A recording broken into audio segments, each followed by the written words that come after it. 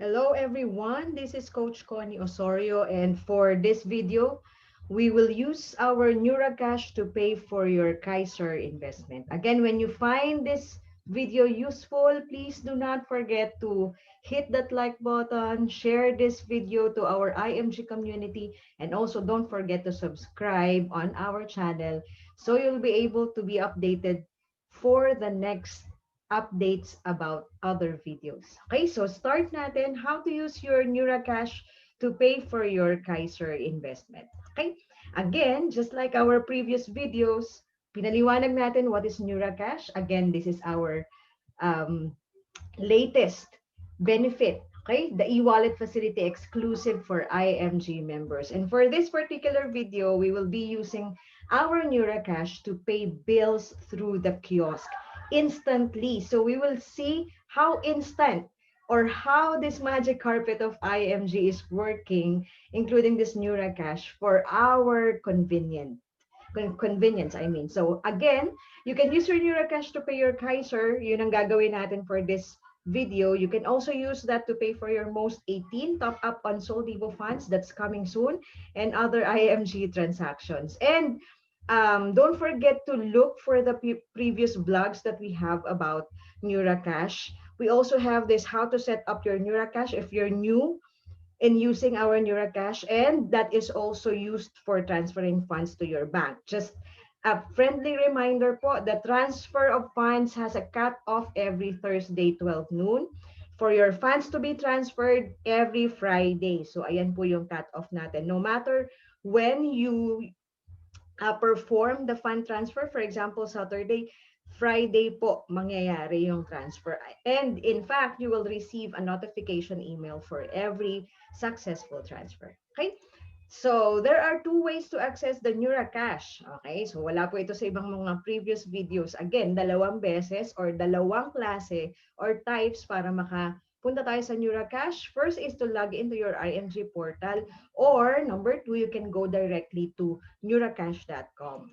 So, for the portal, all you need to do is to go to our portal's address, that's img-corp.net, using our ID, which is your agent code and your password, and then log in. You can go ahead and go to my dashboard and click that view balance button in our Neuracash area. Okay? Or you can go directly to neuracash.com, and then you will be forwarded to this page. Just click that download app button and then log in. Ayan. Siyempre, pag nag-log in tayo sa Neuracash, you will use the registered email that you have um, input or registered to your Neuracash, also the password that you have supplied, and then click the login button. Okay? Kung hindi pa po alam kung paano mag-register, you can go ahead and look for our previous vlog on how to register your Neuracash. And then you will be forwarded to your homepage. Wherein, kailangan po talaga i-check muna natin yung available balance para makita natin if we have sufficient balance to fund for our Kaiser bills payment. So, yun po yung gagawin natin for today. Unang-una, you go to our kiosk 2. Of course, we know that when you use kiosk 2, you will be forwarded to these transactions and you will be paying via online. So, again, kiosk is for direct to our cashier payment, pero pag kiosk 2, yung hindi na tayo pupunta sa cashier at IMG Makati. Okay? So again, for this particular video, you will be using this part of the kiosk 2, the regular subpay for our Kaiser. And then pag kinlik natin yan, you will ask to supply the application number or the policy number of that particular Kaiser account that you will be paying. So click lang natin yung search button and then supply our policy number. So this is for our member. Ayan. Pag na-search na siya, lalabas na yung information, katulad ng ginagawa natin usually sa kiosk 2. Just click this information na lumabas sa search using the policy number. And then, ayan.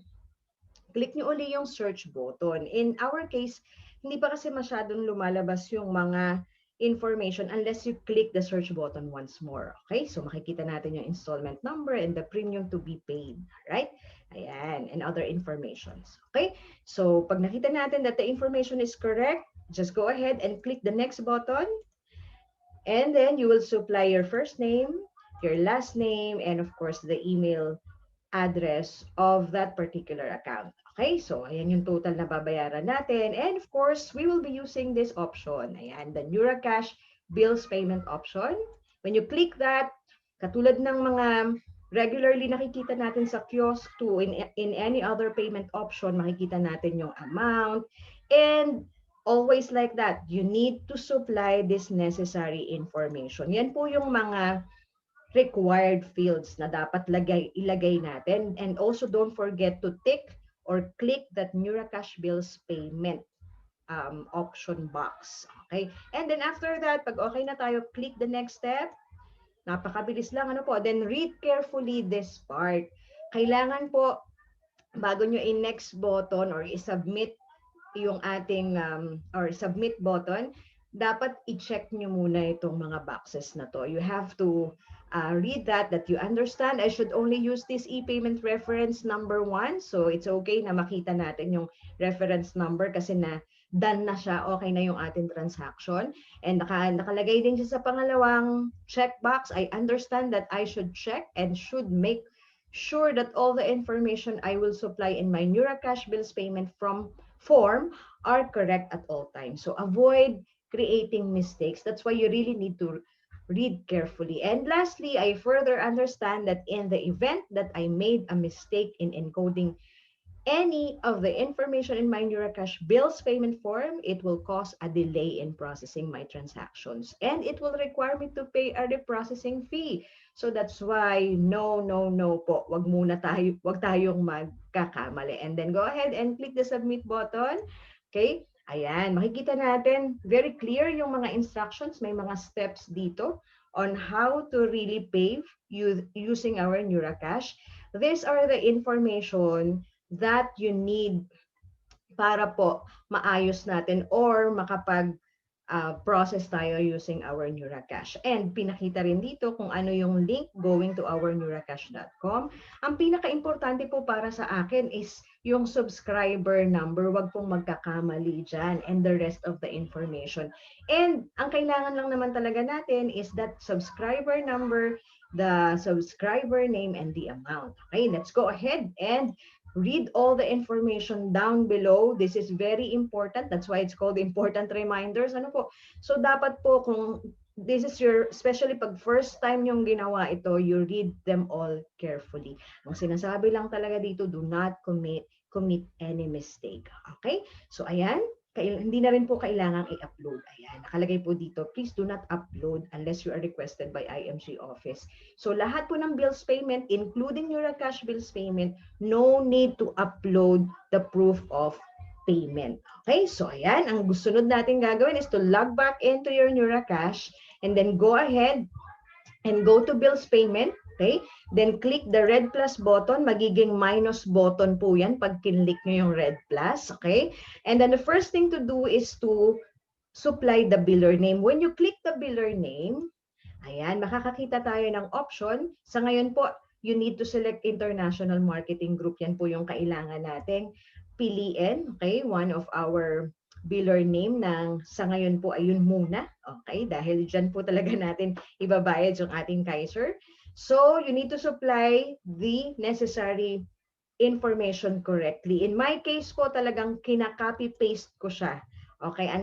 Para hindi talaga magkamali. Lalo na sa reference number. By the way, this ePayPH reference number is the subscriber number from our previous page na pinakita natin na inilabas mismo ng kiosk 2. Okay? So, ayan. Pag okay na tayo at na-double check natin na okay lahat ng pinasok nating information, click the submit button. And then that's the moment our Neuracash will be asking for OTP, the one-time PIN sent to your email. Ayan po yung example natin. Kina-copy-paste ko rin para hindi magkamali. Paste doon sa text box ng enter OTP and then click OK. After that, ayan, magpupula po yan. Okay, so magiging blanco na to.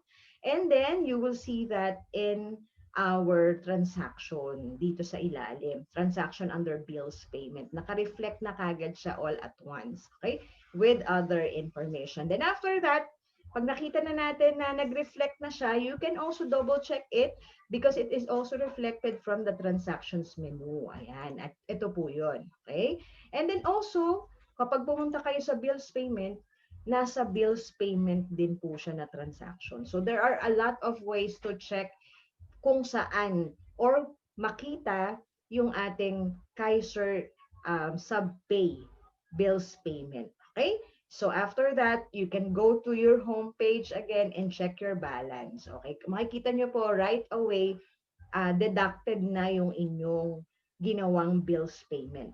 Okay? Don't forget to log out. Of course, laging attitude natin yan. Since we are using an e-wallet facility, make sure for security purposes to always log out every after transaction. Okay? Now, ang pinaka-good news dyan, from the email notification, ayan, real-time talaga. Kung ano po yung time na tinransact natin, sabi dito, thank you, your payment has been auto-approved by the system. So, ganun po kapag ka Neuracash yung ginawa natin na bills payment, auto-approve kagad ng system. So, right away, it will be reflected on your payment history sa inyong Kaiser OPMS. So, again, that's it. That is how to use your Neuracash to pay for your Kaiser investment. Very convenient, very fast. Sabi nga ni Neuracash, it is very instant. Okay, so again, this is Coach Connie Osorio. Don't forget again to like this video, share this video to everyone you know who will be benefited with this video. And of course, do not forget to subscribe. Again, enjoy your Neuracash bills payment. Enjoy the magic carpet of IMG. God bless everybody.